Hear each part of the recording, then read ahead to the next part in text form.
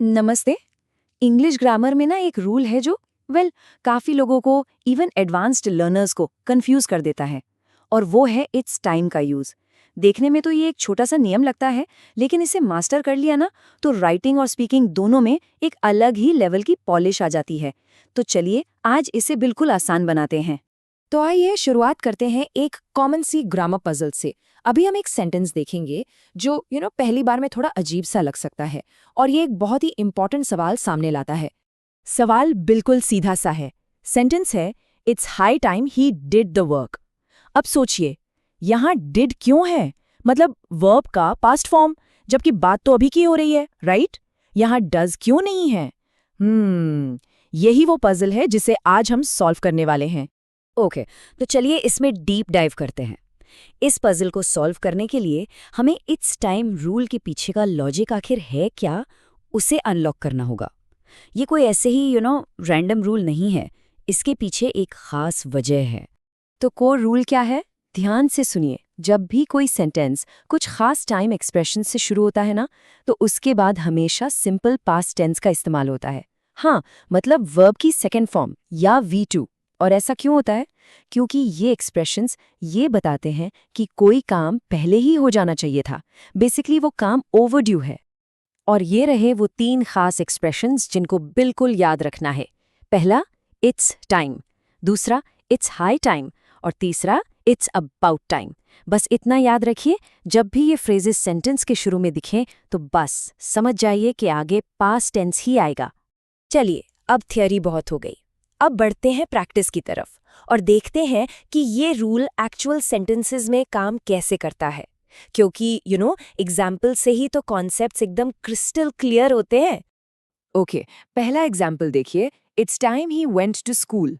इसका मतलब क्या है कि उसके स्कूल जाने का वक्त हो चुका है, शायद वो ऑलरेडी लेट हो रहा है। अब यहाँ नोटिस कीजिए, इट्स टाइम के बाद हमने गोज नहीं यूज किया, बल्कि गो का V2 फॉर्म यानी वेंट यूज किया है। देखा? ठीक उसी तरह हमारा दूसरा एग्जाम्पल है, it's high time he did the work. यहाँ हाई टाइम का मतलब है कि अब तो बहुत ही ज्यादा देरी हो चुकी है काम करने में। यहाँ भी देखिए, सब्जेक्ट ही के बाद डू का V2 फॉर्म डिड यूज हुआ है। तो की टेक अवे क्या है? इन एक्सप्रेशंस के बाद हमेशा हमेशा सिंपल पास्ट टेंस ही आएगा। सिंपल। लेकिन जैसा कि इंग्लिश ग्रामर में अक्सर होता है, ए पिक्चर अभी बाकी है।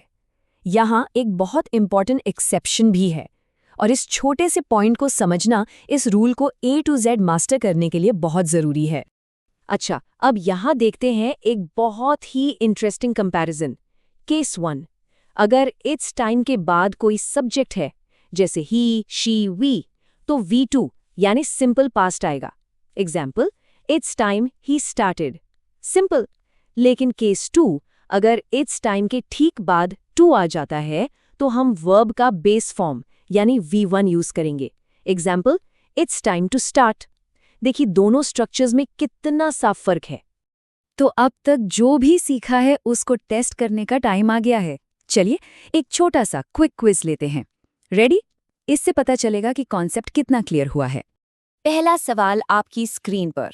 Fill in the blank, it's about time she the truth, और ब्रैकेट में वर्ब है टेल। सोच लीजिए आराम से, इसका सही फॉर्म क्या होना चाहिए? और सही जवाब है टोल्ड। बिल्कुल सही। क्यों? क्योंकि एक्सप्रेशन इट्स अबाउट टाइम के बाद एक सब्जेक्ट है शी, और हमने क्या सीखा था? सब्जेक्ट के बाद आएगा V2 यानी टेल का simple past form told. Okay, अब आते हैं दूसरे सवाल पर। ये थोड़ा ट्रिकी है, ये हमारे एक्सेप्शन को टेस्ट करेगा। It's time long for the meeting, bracket में वर्ब है लीव। यहाँ क्या आएगा? इसका करेक्ट आंसर है टू लीव। क्यों? क्योंकि यहाँ इट्स टाइम के आगे कोई सब्जेक्ट नहीं है, उसके ठीक बाद टू ब्लैंक है। तो हमारा एक्सेप्शन रूल आएगा, यानी टू के साथ वर्ब का बेस फॉर्म V1, तो बन गया टू लीव। आई होप इससे एक्सेप्शन वाला रूल एकदम क्लियर हो गया होगा। चलिए अब इस पूरे टॉपिक को एक क्विक रिवीजन के लिए समराइज कर लेते हैं, ताकि सारे इंपॉर्टेंट पॉइंट्स एक ही जगह पर बिल्कुल क्लियर हो जाएं।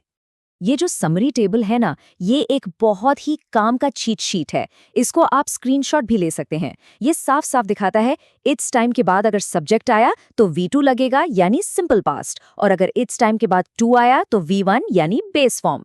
बस इस टेबल को ध्यान में रखिए, गलती होने का चांस बहुत ही कम हो जाएगा। और अब जाते जाते एक सवाल छोड़ जाता हूँ, इंग्लिश में और कौन से ऐसे रूल्स हैं जो सेंटेंस के बस पहले कुछ शब्दों पर ही डिपेंड करते हैं? जरा सोचिए इस बारे में, क्योंकि grammar end of the day patterns का ही खेल है। चलिए अगले विश्लेषण तक कीप लर्निंग।